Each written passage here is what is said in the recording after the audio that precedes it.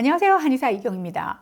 다양한 항암 치료의 부작용에 대한 해결법 소개해주고 계신 분이시죠? 전우현 원장님 나와주셨습니다. 네, 안녕하세요. CS 한방병원 전우현입니다. 자, 저희 CS와 같은 2차 안병원에서는요, 수술 후 항암을 하는 과정에서 입원 치료하시는 경우가 많습니다. 힘겨운 항암 치료 과정을 견뎌내는 환자분들을 옆에서 이렇게 지켜보다 보면 이렇게 힘든 항암 치료, 여기에 다양한 부작용까지 감내해야 하는 이 과정을 최소의 고통으로 그러면서도 최대 효과는 가져올 수 있는 그 치료 환경이 무엇일까 고민이 됩니다.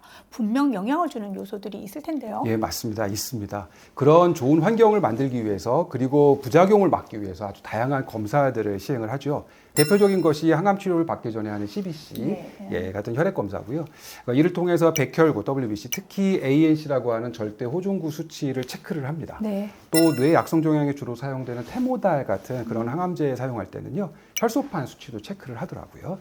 즉 사용되는 항암 치료제가 무엇인가에 따라서 혈액 검사를 통해 항암 치료를 이분이 잘 받을 수 있는 상태인지 아닌지 확인합니다. 네. 그런데 과연 이러한 혈액 검사만으로 항암 치료의 효과를 예상하고 항암제로 유발되는 부작용을 잘 견딜 수 있을지 예상 가능할까요? 항상 그렇듯이 이 혈액 검사의 수치들은 굉장히 제한적이고 또 후양적이지 않나 싶습니다. 좀 더 적극적이고 또 미리미리 대비 가능한 신호들이 있으면 좋을 것 같은데요. 예, 있습니다. 최근에 많은 연구에서는 그것이 바로 근육량이라고 설명하고 있습니다.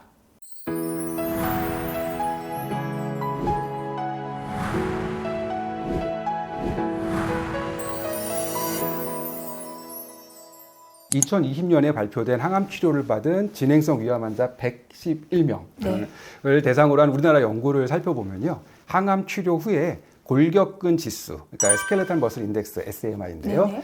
이거는 사지의 근육량을 신장의 제곱으로 나누어진 지표입니다. 이 SMI가 평균적으로 11% 정도 감소했다고 합니다.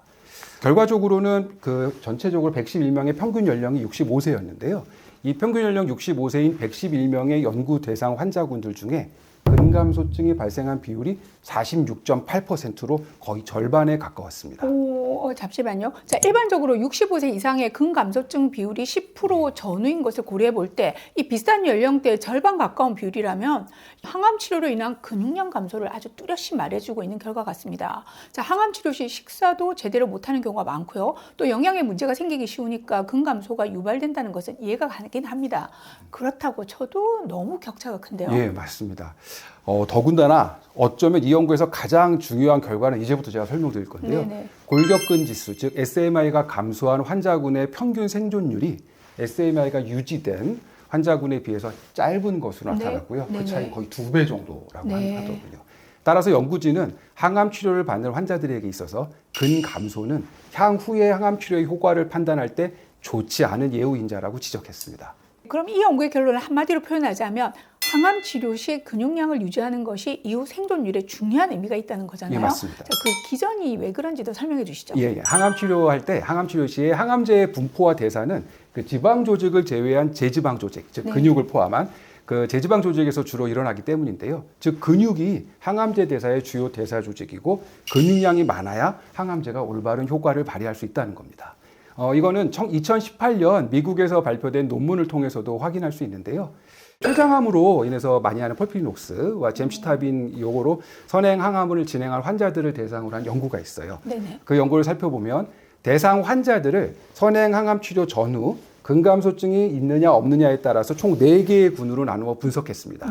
첫 번째 군은 원래 근감소증이 없었고 항암 치료 후에도 근감소증이 없었던 경우. 두 번째 군은 원래 근감소증이 있었는데 항암 치료 후에 다행히 근감소증이 없어진 경우. 세 번째 군은 원래 근감소증이 없었는데 항암 치료 후에 근감소증이 생긴 경우. 네 번째 군은 원래도 근감소증이 있었고 항암 치료 후에도 근감소증이 지속된 경우고요. 이 4개의 각 군들에서 수술로 진행되는 확률을 분석했습니다. 어떤 결과가 나왔을까요? 일단은 세 번째와 네 번째 군이 당연히 예후가 안 좋을 것 같긴 해요. 근데 둘 중에 순서를 매긴다면은 아무래도 지속적으로 근감소증이 나타난 네 번째 케이스 아닌가요? 그렇게 생각하기가 훨씬 더 쉽죠. 저도 그렇게 생각했고요. 논문 보기 전까지. 하지만 그 흥미로운 건 세 번째 군. 즉 원래 근감소증이 없었다가 항암 치료 후 근감소증이 발생한 환자군의 수술 진행 비율이 가장 낮았다는 점입니다. 아시다시피 선행항암은 수술 시행을 목표로 하는 치료니까요. 결과적으로 세 번째 군 환자분들의 항암 치료 효과가 가장 떨어졌다는 거죠. 아마 근감소가 좀 더 급격하게 일어난 케이스라서 그런 게 아닐까 싶긴 합니다. 자, 어쨌든 근육량, 그러니까 SMI가 정말 항암 치료에 있어서 중요하다는 걸 알려주는 논문인 것 같은데요. 자, 실제 진료실에서도 이렇게 몸소 체험하실 것 같아요. 예, 점점 더 많이 체험하고 있습니다. 제가 담당하고 있는 환자분의 검사 결과를 보면서 설명드리겠습니다. 오래전 위암 1기를 진단받았고 위 부분 절제술을 하셨어요. 그래서 비교적 건강하게 잘 지내셨던 79세 남성분입니다. 네. 근데 2024년 진행성 위암 4기를 진단받고 근데 수술을 못 하셨어요. 그래서 항암 치료를 시작하신 분입니다. 네. 4기 진단을 받고 항암 치료를 시작할 때 항암 치료를 시작하는 병원 측에서도 연령이 높은 편이기 때문에 항암 치료를 힘들어 하실 수 있다. 이렇게 이야기를 들었습니다. 네. 그럼에도 불구하고 놀랍게도 지금 현재 제 환자분들 중에서 항암 치료를 가장 수월하게 잘 받고 계십니다.